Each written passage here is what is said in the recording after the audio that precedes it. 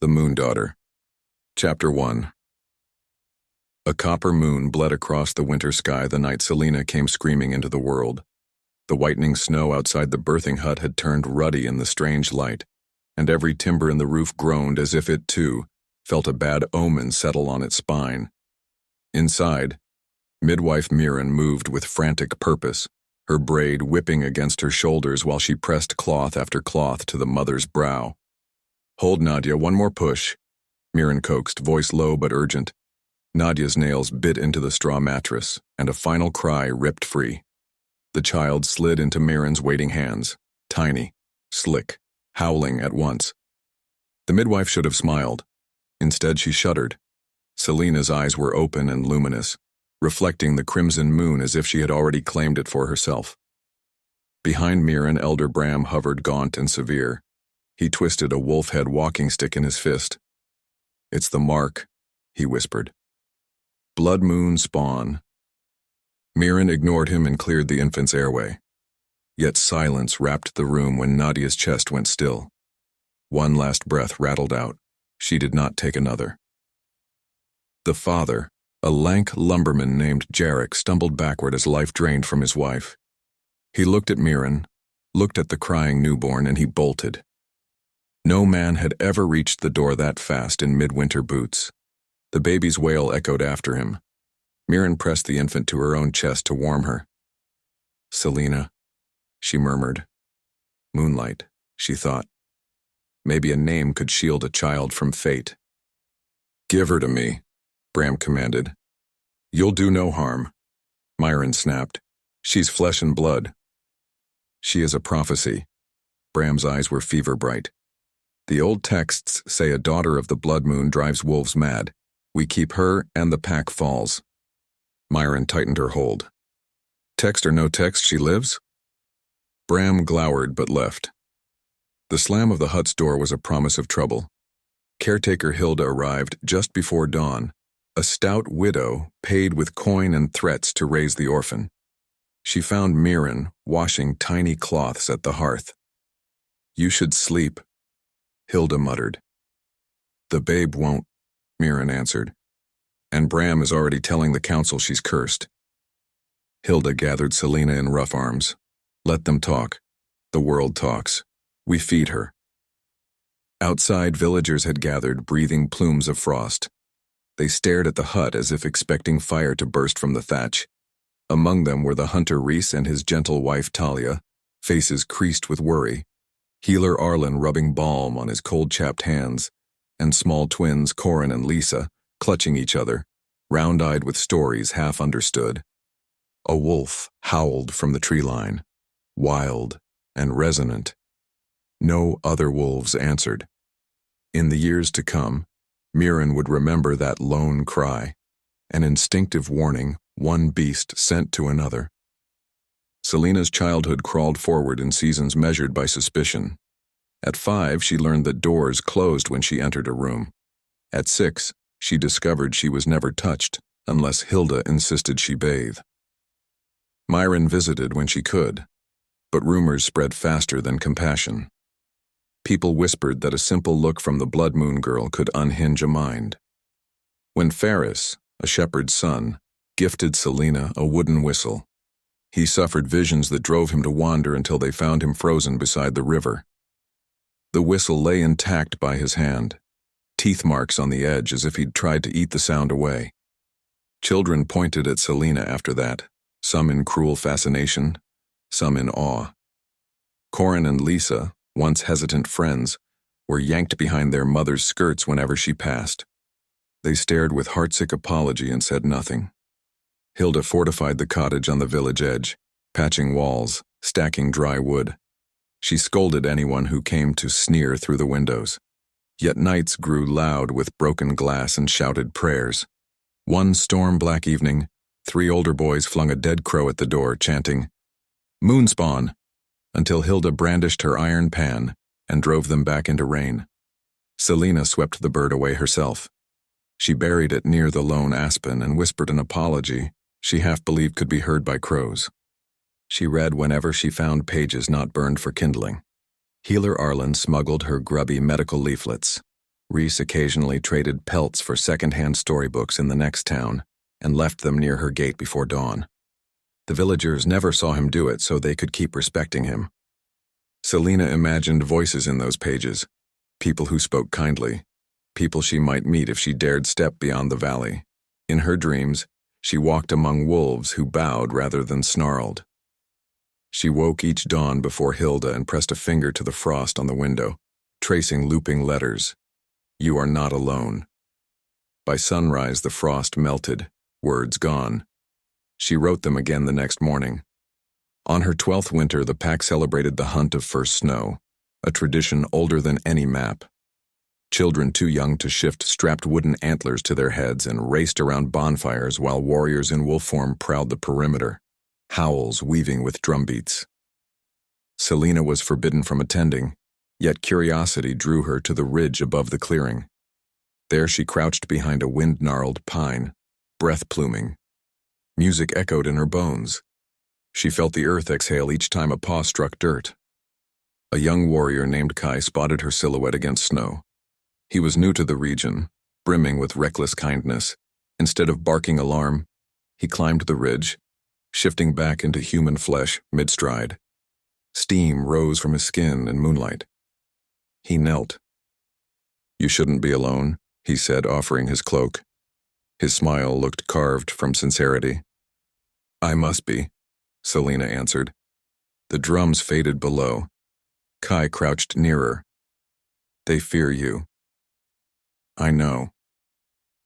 Fear is sometimes wrong. She wanted to believe him. She allowed herself to smile, a quick flicker of warmth. They talked until dawn painted the sky silver. He told her stories of training halls and skirmishes at old borders, promised he would bring her hides for the cottage floor. Before they parted, he touched her hand. It was innocent, a friendly graze of calloused warmth. She felt no ill ripple through her. She watched him descend the slope, cloak flapping. By evening, Kai had tried to shift again and failed. He collapsed in the barracks, screaming at shadows that weren't there. 3 days later, his mind seethed with terror of unseen teeth, and he turned those terrors on himself. The pack buried him far from consecrated ground. Mirren stood at Selena's door hours after the funeral. Her eyes were rimmed red. No matter what they say, this was not your fault. But it will always be my story, Selena whispered. She kept Kai's cloak. Each night she folded it, placed it at the bed's foot, and wept quietly enough that Hilda could pretend not to hear. Seasons repeated, harsher, lonelier. Yet not without tiny kindnesses. Reese taught Selena to set snares in secret, so she would not starve when stores ran low.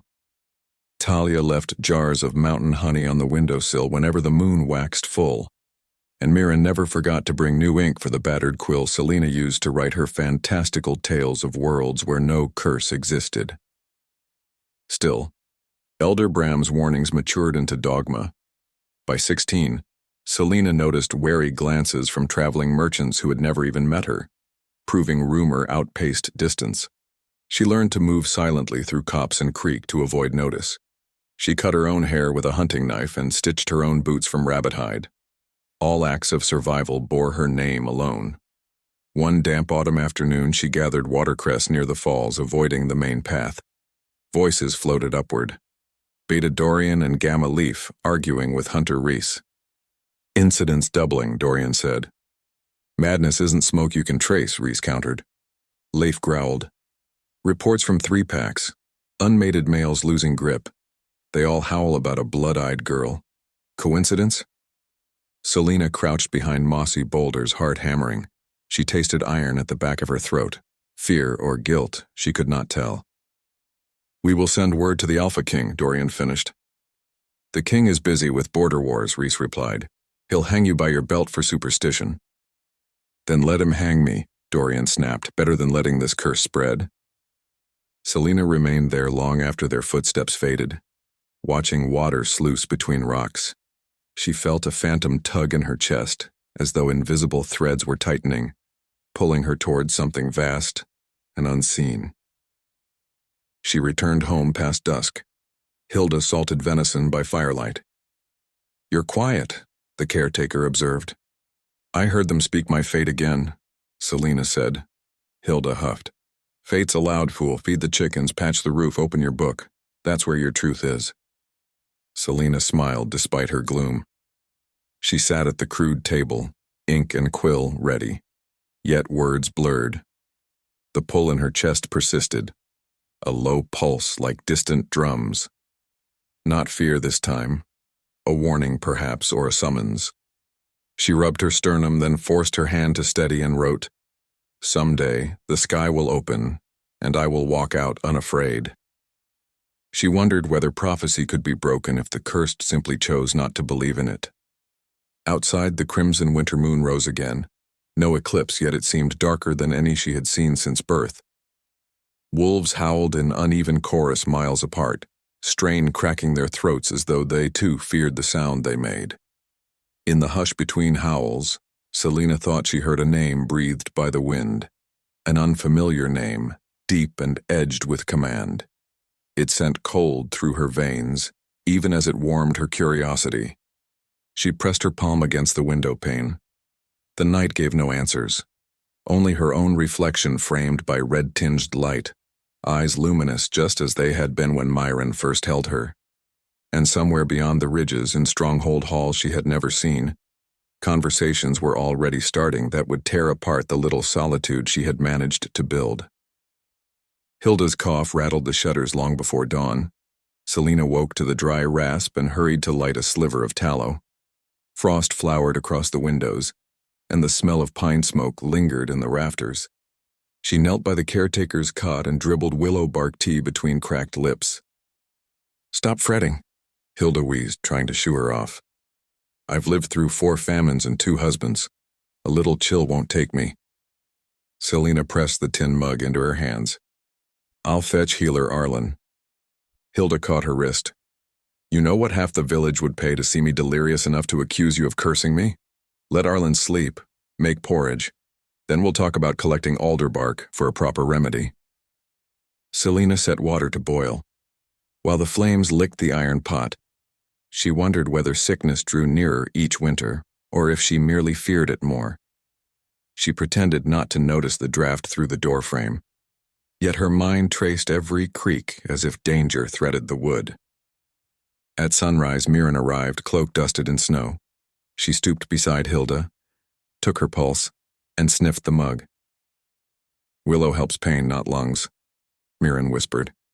"She needs thyme and foxglove tea. I'll mix it." Selena exhaled her gratitude. They worked in companionable silence until Hilda's breathing eased. When the old woman finally dozed, Mirren gestured for Selena to step outside. They stood in the yard where brittle grass bristled through snow. Beyond the fence, Corin and Lisa trudged toward the schoolhouse, woolen hoods pulled low. Lisa managed a small wave. Corin glanced away, as if the gesture might curse him. Mirren watched the children fade into white distance. "Their mother wants to invite you to midsummer lessons," she said, "but she fears what others will say." Selena hugged herself. "I wouldn't fit in the desks. Or the stories. You'd outgrow their stories." Mirren's breath clouded in front of her. "You must know there are lands where omens hold less power." "I know of them in books, but not in footsteps." Mirren squeezed her shoulder. "When Hilda recovers, we'll talk again." They parted before more eyes could witness sympathy. Selena spent the next hours gathering kindling near the creek. The water ran slate gray under thin ice. She knelt to refill the jug and heard footsteps crunch behind her. Reese emerged, bow slung across his back. His beard glittered with frost. "Thought you might need these." He held out a pouch of herbs and a paper-wrapped bundle. "Talia steeped thyme herself, and that's dried venison. For strength." "You're risking quarrel with Bram." "Bram has lungs older than granite, let them wheeze." Reese offered a faint smile. "Tell Hilda I expect her grumbling at my door by spring." He turned before she could answer, striding toward the tree line where other hunters waited. Selena caught snatches of conversation. "Any sign of the stray warg?" one asked. "Tracks north," Reese replied. But if it smells blood moon scent, it'll skirt wide. The answer sent a chill along her bones. Even beasts avoided her radius now. She hefted the jug and hurried home. By dusk, Hilda sat up to sip broth. Color returned to her cheeks. Selena was spooning honey into the pot when urgent knocking shook the door. Elder Bram barged in with Beta Dorian and Gamma Leaf behind him. Snow swirled past their boots. Bram's gaze flicked to Hilda, then pinned Selena. "Mistress Hilda," he began, voice syrupy with concern. "We've had worrying reports. Your health—" "My health is my business," Hilda snapped. "And yet the village's safety is mine." Bram moved farther inside. 6 young wolves suffered frenzy last moon. One traveled 50 miles babbling about red-lit eyes. Your ward was seen on the ridge that night. Selena gripped the ladle. "I never left the yard." Leaf's hand hovered near the dagger at his belt. "We must act, Elder. The council demands proof. Or action." Bram folded his arms. "We'll send for the Alpha King. Let him judge." Hilda struggled upright. "Ronin has a war to fight. He won't waste time on gossip." "Gossip that kills warriors is a threat to every pack," Dorian said. His tone carried weary resignation rather than spite. "I'm sorry, Selena. We need answers." Selena's stomach roiled. "And what if he decides I should be killed?" "Then the land is safer," Bram said.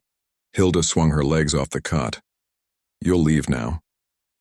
Leaf hesitated, but Bram nodded once. They withdrew, boots thudding across the porch. Selena waited until the sound faded before dropping the ladle. It clanged, sloshing broth. She sank to her knees, hands shaking. Hilda shuffled over, pulling a wool shawl around Selena's shoulders.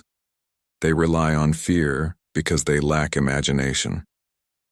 "I was born with fear," Selena whispered, "and they were born with torches."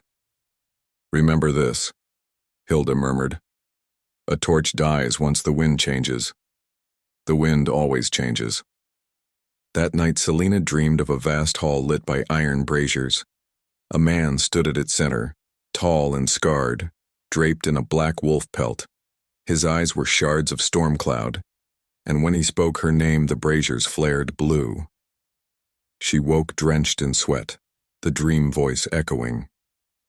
Ronin. The following morning, Scribe Callan arrived at the council house to put quill to the official petition. He wrote that the valley had endured 9 episodes of madness within a season, that each victim spoke of bloodlit eyes or moon-drowned voices, that superstition alone could no longer explain the correlation. The parchment bore signatures of every elder except Myron, who refused. Callan sanded the ink, folded the sheet, and handed it to Messenger Cade. Cade was barely 19, lean from constant travel, his horse a mottled gray named Whisper. Elder Bram gave the youth a sealed cylinder and terse instructions to ride hard to Ironcrest Keep, where Alpha King Ronin wintered between campaigns. Cade bowed, mounted, and urged Whisper eastward.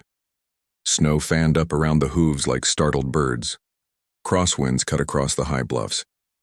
Cade tucked his scarf around his jaw and focused on the rhythm of hooves, breath, hooves. 3 miles out, he overtook a supply wagon. The driver, a middle-aged woman called Mara, waved him past while her son balanced crates of grain beside her. "On your way to the king?" she called. "Urgent business," he replied. "May the road favor you." Mara tipped her hat. "And may the blood moon sink into memory." The phrase unsettled him. He pressed his heels and pushed onward. At nightfall, he reached a way station lit by a single lantern. Inside, 2 soldiers in black-lined cloaks sat beside a spitted hare.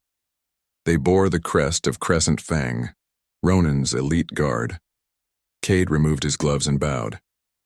"I carry petition from Briar Hollow Council," he announced. The older guard, Vaughn, motioned him close. "I ride to the keep at dawn. Travel beside me. We'll arrive faster." Cade accepted gratefully, though he could not ignore Vaughn's assessing eyes lingering on the sealed tube. They ate hare in silence. Outside, wolves howled. but none ventured near the lamplight. Meanwhile, back in Briar Hollow, Selena gathered fallen branches near the old chapel. She sensed movement and turned to see Corin lingering by the path, cheeks flushed. "My mother doesn't know I'm here," he blurted. "But I wanted to say, I'm sorry about the council." Selena offered a tentative nod. "Thank you." He kicked snow. "People talk, but I remember when you mended Lysa's doll. You're kind, just different." Different always hung like an axe in midair. Selena smiled anyway. "Tell her I still have the scrap of blue ribbon she gave me."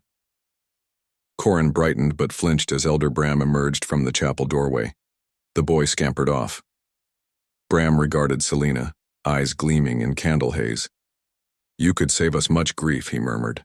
"Leave before the king sends his wolves." Selena's gaze hardened. "Running doesn't end a curse. It merely changes where it falls." "Then it will fall on Ronin," Bram said, almost gleeful. He strode past, leaving the chapel door ajar. Inside, candles sputtered around weathered pews. Selena glimpsed Mirren hunched over 2 crates of bandages. The midwife looked up, eyes red-rimmed. "I refuse to sign," she said shakily. "But it won't matter once the king arrives." "Does anything matter?" Selena whispered. "You matter to me." Selena turned away before tears could form. She trudged down the slope, snow crunching under borrowed boots. Wind hissed through the pines. Somewhere far above, storm clouds blotted starlight, bruising the moon's pale face. She imagined Bram's words drifting skyward like venom, reaching ears hungry for justification. Inside their cottage, Hilda dozed, cheeks flushed with fever. Selena read to her from a brittle book of fairy tales. The cadence calmed them both until the fire burned low. Before sleep claimed her, Selena pressed a hand to Hilda's brow and whispered a promise she feared she could not keep, that no king would drag them apart. Several valleys east, Messenger Cade and Guard Vaughn descended toward Ironcrest Keep as dawn streaked the sky pewter. The fortress rose from the cliffs, stone battlements jagged like broken teeth. Banners snapped in frigid wind, each bearing a silver moon against black wool.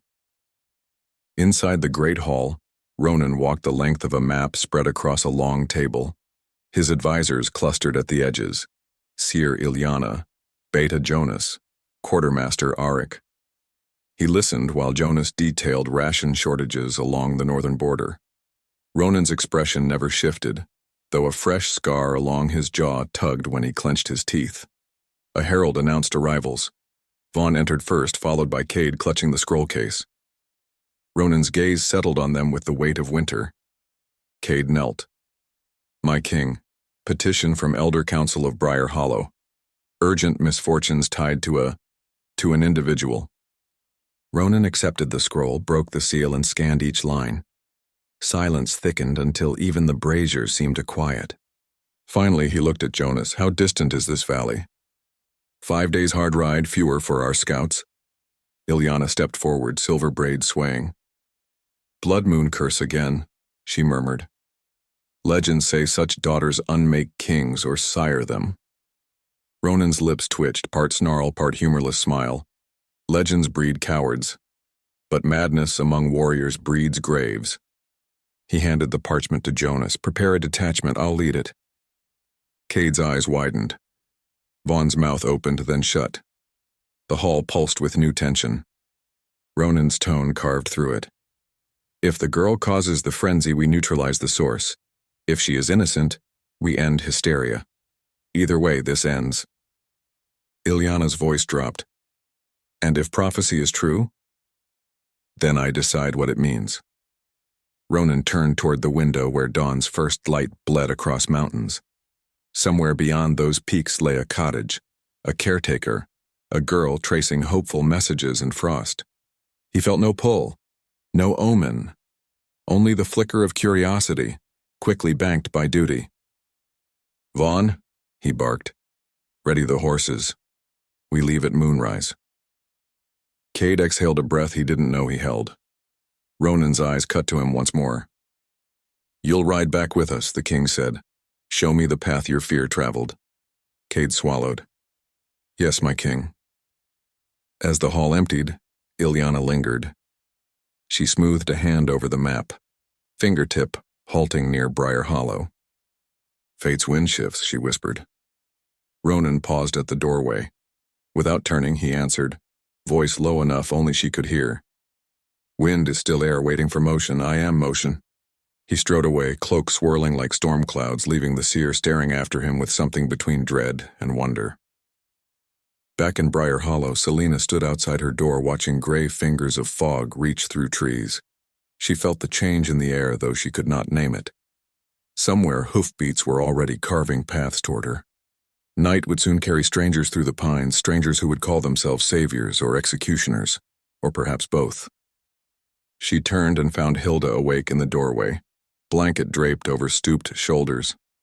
You felt it too, Hilda said. A shift, Selena answered. Then we prepare. Hilda managed a smile that was half courage, half sorrow. We've survived every winter. We'll survive kings. Selena tried to echo the smile but could barely manage. Her gaze drifted to Kai's folded cloak on the bed. She smoothed the worn fabric, then tucked it into her pack along with ink, quill, Mirren's time satchel, and the blue ribbon Lysa had once offered in secret. She did not know when Wind would knock at the door, only that she would answer it standing, not kneeling. Beyond the valley, the sun pierced clouds, and for a heartbeat, the light looked red, as if the blood moon had crept into morning to remind her that old stories were never done with the ones who lived them.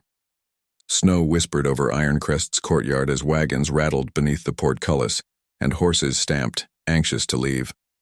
Ronin moved among the preparations without fanfare, cloak snapping like a dark sail. Vaughn kept pace, reporting inventory. 2 weeks' rations, wolfsbane in case of rogues, 12 lances for the spearmen, Vaughn recited. And arrows tipped in silver, Ronin added. We have them. Jonas approached, helm tucked under his arm. The Council of Elders expects you at the winter moot in 5 days. Message just arrived. They will wait, Ronin said. Their patience thins. Then let them shear sheep instead of wolves. Ronin vaulted into the saddle of a black destrier named Brimstone. The horse snorted, sensing the chill coursing through its rider. Ilyana stood beside the gate, shawl shimmering with frost. Her pale eyes followed Ronin. The wind you stirred is already turning toward you, she said softly. Ronin's jaw flexed. Winds turn for kings, not against them. Some winds are older than crowns. He leaned down. What did you see?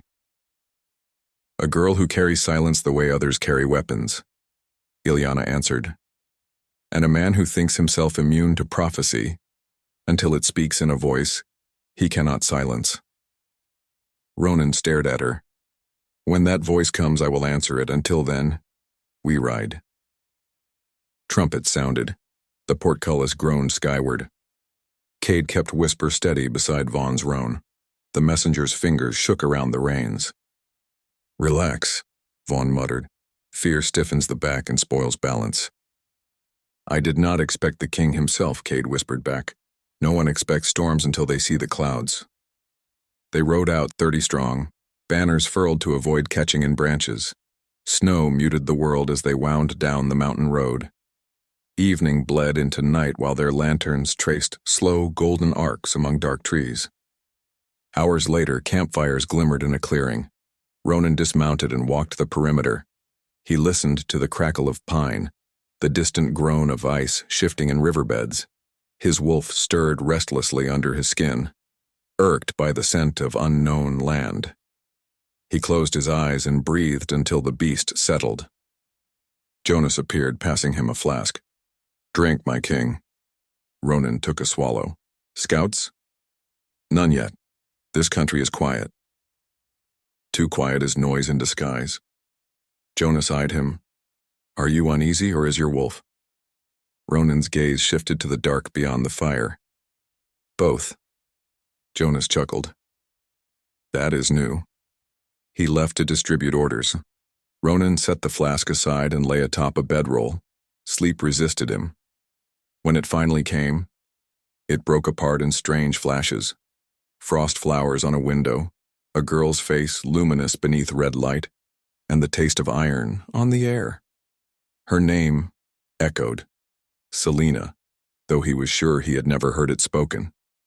He woke before dawn, breathing quick, and told himself it was only the paranoia of commanders riding toward unknown dangers. They moved again under bruised sky. On the second night they found tracks of a rogue warg pacing the ridge. Vaughn and 2 archers followed the prince. A snarl cut the dark. Moments later the beast burst into the clearing, jaws foaming. Soldiers scattered. Ronin faced it, spear sweeping out. The warg lunged. He pivoted, drove the blade through its throat, and used its momentum to flip it aside. It landed twitching, eyes gone white. Blood hissed on the snow. Vaughn returned, breathing hard. It should have kept its distance. It smelled weakness somewhere and mistook us for the source, Ronin said. Cade stared at the carcass. They say madness in wolves begins with a change in scent, like the earth itself distorts. Ronin knelt, pressed gloved fingers to the wound. Dark blood steamed. Madness spreads like rot. We cut rot out. He rose, wiping the blade. The soldiers dragged the corpse away. Sparks from the fire drifted upward, vanishing into night. Meanwhile, in Briar Hollow, Elder Bram convened the council beneath the chapel's sagging rafters. Snow sneaked through cracked, stained glass and settled on the worn pews. We must prepare to host the king, Bram declared. We present order, unity, and proof of the girl's curse. Healer Arlen objected. Proof is anecdote and fear. If we misjudge, her death will stain more than snow. Better one life than many, Bram answered. Madness already claims our sons. Mirren rose, fists trembling. Your fear killed Kai more surely than any curse. Kai touched her out of kindness. Then you filled his ears with doom until he believed it. Leaf slammed a palm on the table. That's slander. It is truth, she shot back. Dorian positioned himself between them. Arguing solves nothing. The king rides regardless. We can only choose what story he hears first. Bram fixed Mirren with an accusing stare. Then fetch the girl. I will question her in front of us all tonight. Myron's defiance wavered. She will not come willingly. Then Hilda will persuade her. Selena crouched near the hearth, coaxing the last embers to life when Mirren and Arlen entered. Hilda, still weak, rose from her chair. Shadows danced across the cottage walls. They want you at the chapel, Mirren said gently. If you refuse, they will drag you. And if I go? Hilda answered. They will weigh you like iron for impurities. Selena considered the door, the night, the path to the chapel lined with villagers clutching lanterns. Let them weigh me, she said. Iron does not break under inspection. Hilda touched her face. If words turn to stones, remember, I taught you to duck. Selena managed a soft laugh. She wrapped herself in Kai's cloak, tucked her journal inside, and walked out with Mirren. Snow fell in lazy spirals. Lanterns glimmered ahead. People lined the path. Reese and Talia among them, arms around their shivering children, Mara the wagon driver, 2 apprentices from the tannery, Elder Bram's grandson, Alden, leaning on the rail, even distant cousins she had never spoken to. Some looked on her with pity, others with stern expectation, a few with open fear. Inside the chapel, Bram sat at the altar table flanked by Dorian and Leif. Candles flickered around icons of the moon goddess. Selena's boots echoed on the stone floor. Myron took a place behind her, straight-backed. Selena of Briar Hollow, Bram began, voice oily. We seek the truth of your nature. Do you deny that those who grow fond of you fall to madness? I deny that affection is poison, Selena replied. Murmurs rippled. Bram lifted a scroll. 9 sworn testimonies. Do you deny these words? I deny their certainty. Bram's eyes hooded. Touch my hand. If I remain well, I will call you free of suspicion. Gasps fluttered through the pews. Mirren shook her head. Arlen stepped forward. You risk your own mind, Elder. Bram smirked. My faith shields me. Selena studied his outstretched hand. Veins knotted under papery skin. If she refused, they would proclaim guilt. If she agreed, and something twisted Bram's mind, by curse or suggestion, his madness would damn her. She felt the congregation's breath on her cheeks hot with tension. Her pulse pounded. She thought of Kai, of Ferris, of every glance turned away. She thought of dawn's red light on frost, and the line she had written. Someday the sky will open, and I will walk out unafraid. Selena stepped closer. I will not be your experiment, she said, voice steady. But I will offer truth. If those who love me suffer, then let the cure be distance. I will leave this valley to spare you. Alarm buzzed through the room. Reese called out from the doorway. You cannot wander alone midwinter. Selena met his gaze. Alone is safer than hunted. Bram seized on her words. You see? She admits danger. Mirren's temper flared. She admits generosity beyond yours. Selena turned to the doors. Hilda stood outside, leaning on a walking stick. Villagers parted as Selena reached her. Hilda's eyes shone.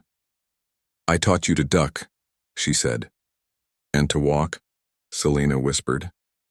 Together they crossed the square toward the cottage. Wind kicked snow across their path like phantom claws. That night Selena packed quietly. Hilda argued in raspy whispers until her voice gave out. In the hush that followed, Selena pressed a kiss to Hilda's brow and slipped outside. Moonlight muddied the clouds, but she found the northern trail by the scent of pine and the hush of river ice. Branches scraped her cloak. She walked until the village lanterns faded. Memories clung to every footprint. Mirren's steady hands, Reese's pouch of herbs, Corin's shy smile, Bram's sneer. With each step, the weight grew lighter, traded for uncertainty. At the ridge where she had once watched the hunt to first snow, she paused. The clearing below lay empty, but she heard drums faint and distant as heartbeat. She realized the sound was her own heart drumming with fear and wonder mingled. She descended the far slope, away from any trail she knew. Snow deepened to her knees. She pushed on, driven by the thought that if she kept moving, perhaps prophecy would lose her scent. Hours later, exhaustion forced her into a stand of fir trees. She dug a hollow under a leaning trunk, wrapped herself in Kai's cloak, and huddled against the cold. She wrote by moonlight, I will survive. I will find the place where the sky opens. When the ink froze in the quill, she tucked the journal away and rested her head on her knees. Sleep claimed her, thin and restless. In dreams, she stood on a cliffside while a pack of dark wolves circled below. One giant wolf lifted its head. Storm-gray eyes locked on hers. It leapt, claws scraping stone, but instead of devouring her, it shifted midair into a man cloaked in darkness. His voice rumbled, a command that shook the dream apart. Bring her to me. She woke, heart hammering. The night was silent aside from the sigh of snow sloughing from branches. She could not tell if her dream had borrowed a stranger's thoughts or forged its own warning. With dawn, she rose stiffly and forged north again. Ronin's column crested the final ridge overlooking Briar Hollow 3 days later. Pine smoke curled from chimneys below, stark against blankets of white. Ronin studied the settlement through narrowed eyes. Vaughn rode up. Scouts report the target's cottage sits on the northern edge. Locals gathered at the chapel last night. Some unrest. Jonas joined them. No armed resistance expected, but they're fearful. Ronin's expression hardened. Fear makes blades out of farm tools. He signaled. The unit split. 10 soldiers remained at the ridge, bows strung, while the rest followed him down the slope. Cade rode near the rear, knuckles white. They crossed the frozen creek. Villagers emerged from houses, staring. No one bowed, but none raised arms. Ronin dismounted in the square. Elder Bram hurried from the chapel, frost crusting his beard. Your Majesty, Bram greeted, bending half-heartedly. We are honored by your swift response. Ronin removed his gloves. His presence made Bram shrink. Where is the girl? Her cottage, but she defies reason. She refused our tests, threatened to leave.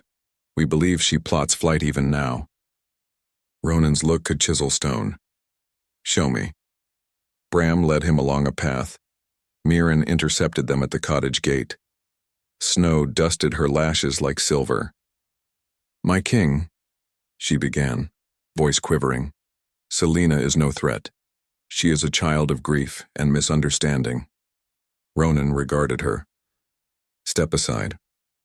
Myron did not move. If you take her in chains, you will forge your own madness. Vaughn's hand went to his sword. Ronin lifted a finger, halting him. He studied Mirren's face, saw unwavering resolve. He respected that, but could not indulge it. Chains are for criminals, he said. I request her presence, not her shackles. The midwife hesitated, then opened the gate. Ronin strode to the door and knocked once. It swung inward at his touch. The cottage was empty. Hilda sat in a rocking chair by the hearth. She stared at the king with eyes that had weathered 60 winters. She's gone, Hilda rasped. Your banners frightened her out last night. Ronin scanned the small room. Embers dead in the hearth, a blanket folded with deliberate care, a journal missing from the shelf, a single blue ribbon on the table. He lifted it, felt its softness, then set it back. Where would she run? Hilda coughed. Away from men who see her as problem or miracle. Ronin clenched his jaw. Does she know the lands ahead? Winter will kill her faster than prophecy. She knows survival. Hilda's gaze did not waver. She also knows fear taught by village and council alike. Bram blurted, she creates fear. She must be contained before madness spreads. Ronin faced him. Your council's stories sound rehearsed. Is your worry for wolves or for loss of control? Bram flinched. Ronin turned to Hilda. If I promise her safety, will she trust me? Hilda smiled sadly. Trust blooms slow on soil salted by betrayal. Ronin nodded once, an acknowledgement of truth. He stepped outside, snow crunching under boot. To Vaughn he said, Send 2 hunters to track fresh prints north. No dogs. They spook easily. Move quiet. Jonas approached. If she resists? No swords, Ronin ordered. Words first. Jonas arched a brow. Unusual kindness. Strategic, Ronin snapped, then softened his tone. If she is the key to the frenzy, killing her may shatter minds beyond recovery. I want answers. He gazed at the forest, towering pines crowding a white horizon. His wolf stirred, ears pricking.